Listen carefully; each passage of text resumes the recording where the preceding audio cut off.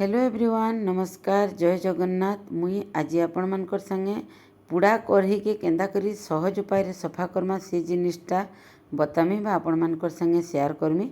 इरा मुई घी मारी बेले पुड़ी जाइथिला आउ बेले हेतेले भाबली इटा टिके आपण मानकर संगे शेयर करसी बोलिकरी सर्फ 2-3 चम्मच दे देली आउ तापरे 10 मिनिट 15 मिनिट इटा के फुटे दमा।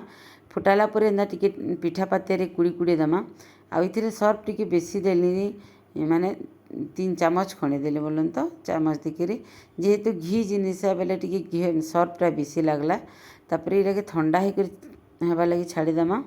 आउ मुई तो इटा आरो दिन रेतली माने इटा संध्या बेले करथिली सेटा के राती रे छाड़ी देली आ सखालु देखुन केते सहज उपाय रे पूरा छाड़ी जाउची माने पूरा 5-6 घंटा इटा के एंता ठंडा हेबा लगी छाड़ी दमा बेले कि बहुत सहज रे कढ़ीटा सफा हो जाउची। देखुन टिके भी रेतबार नहीं पड़वा तार जाली रे टिके रेती देली के पूरा सफा ही गला।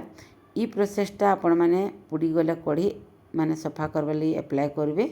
आ वीडियोटा केनता लागला प्लीज कमेंट कर बताबे।